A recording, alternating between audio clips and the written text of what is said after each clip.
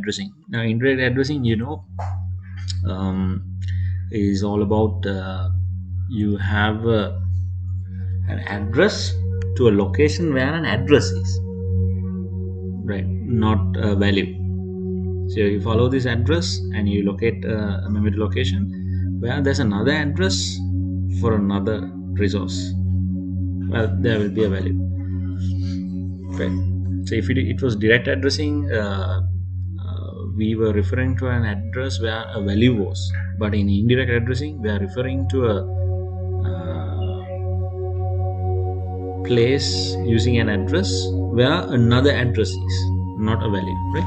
Indirect addressing is useful if the memory address to be used in instruction is changed during the instruction execution of the program. So it's always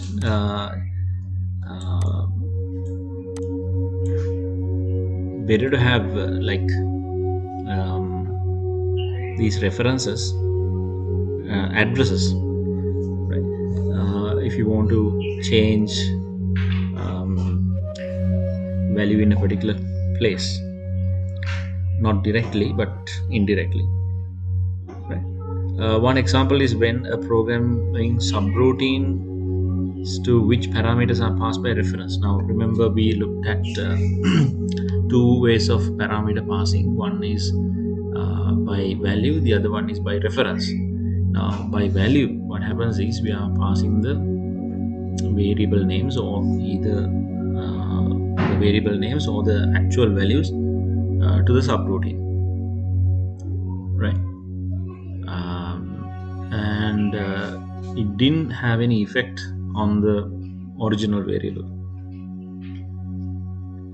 But when you're passing parameters as references, you're actually passing the addresses, not the values, addresses to the original values.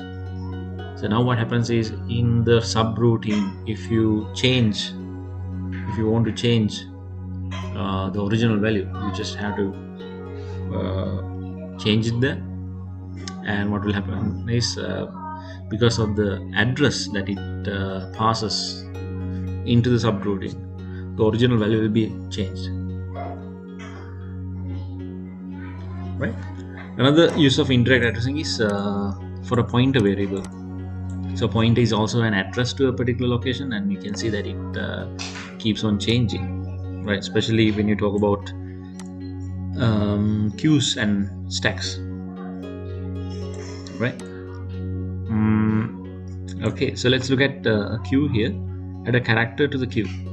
Here you need to assume that the queue doesn't have any values, so it's something like an empty queue, right?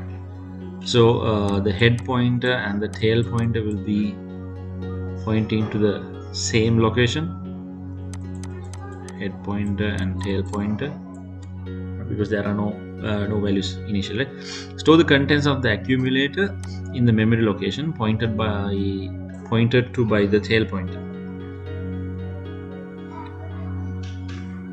Increment the tail pointer. Know that a queue behaves in first in first out behavior. First in first out, right? So you will be adding content from the tail pointer, from the end, right? And when you add a value, what you have to do is you have to increment the tail pointer. If you think of this as 1, 2, 3, 4, like this, if you're adding a value here to the tail pointer, now here of course tail pointer and the head pointer both the same. So if you're adding a value to the tail pointer, you have to keep on incrementing it, right? Another value you need to increment. If you are removing a value, you have to remove the value from the head pointer, load the contents of the memory location at the head of the queue. That means you take this to the accumulator and increment the head pointer. So the head pointer will also increment it if you are removing values from the front. So I hope that is clear. And let's look at this example assembly code, right? Join queue.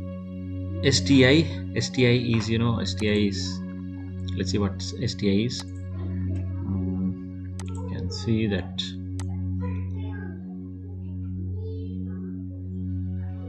it's storing, but using an indirect addressing.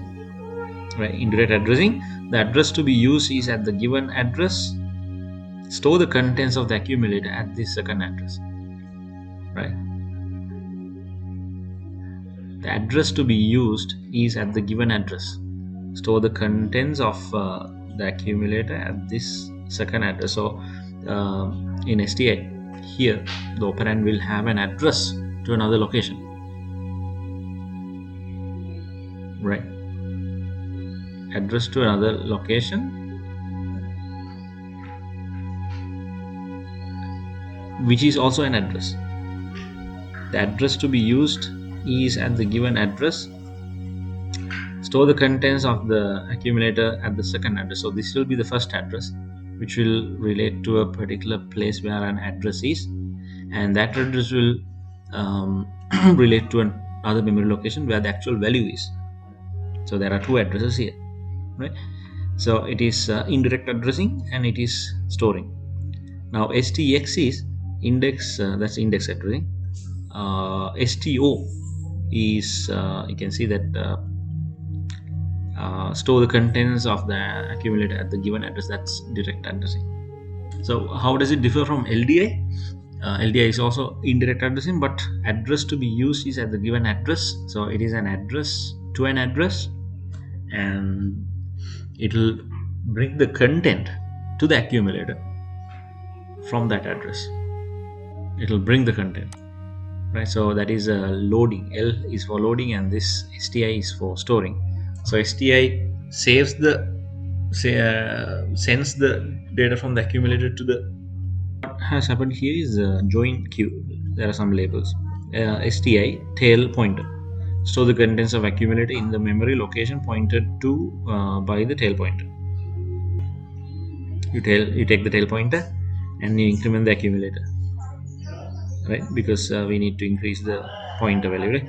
And then you store it back. You take it to the accumulator, you increment it, and you store it back in tail pointer, and jump to end queue.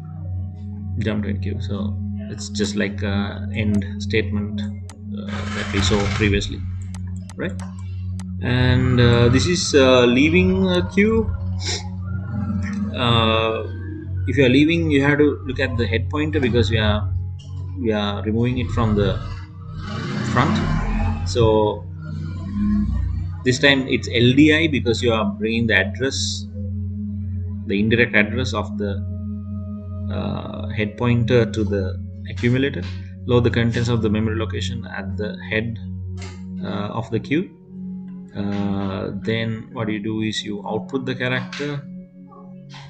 So if you look at this here, you notice address to be sorry, that's storing now. LDI, the address to be used as a given address. Load the contents of this second address to the accumulator.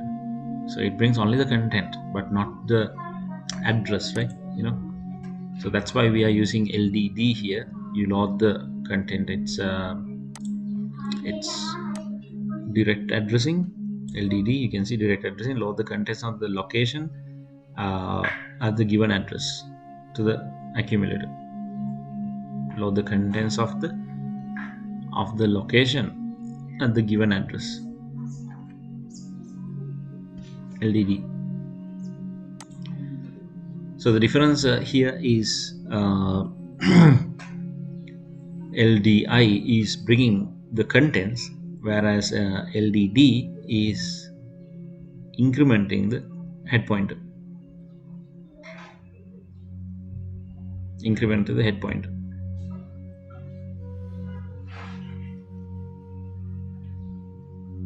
Okay.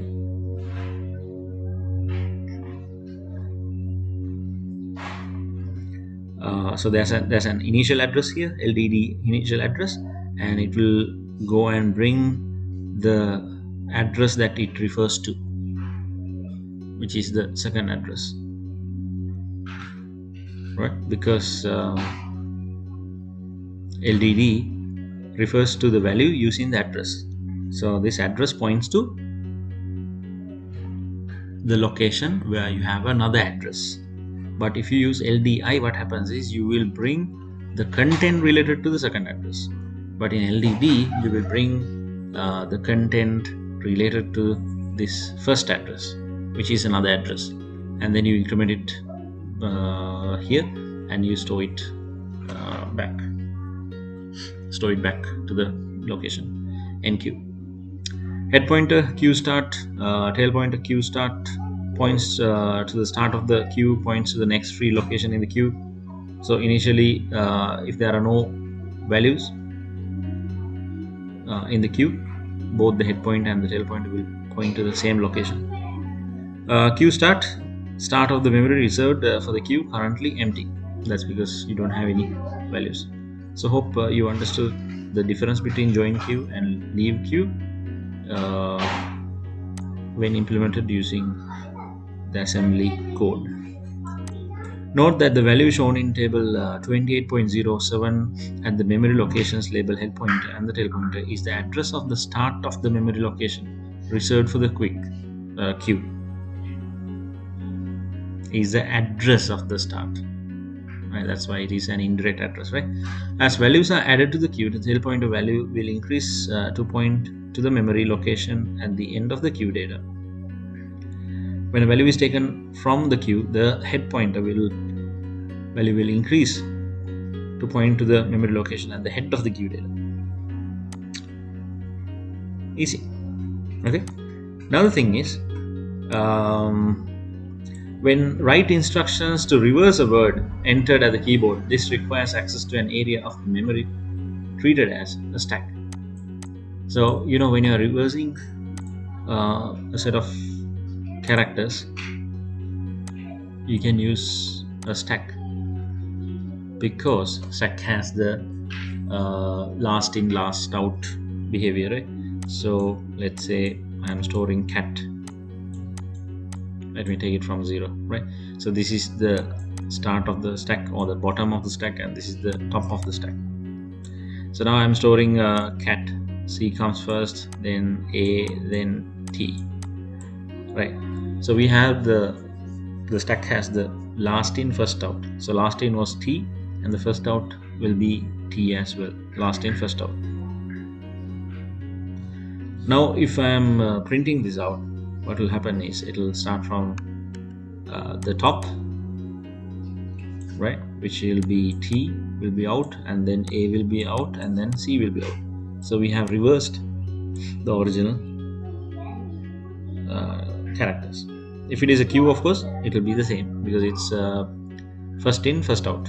So it will be cat. But if it is a stack, it is last in, first out. So the text will be reversed.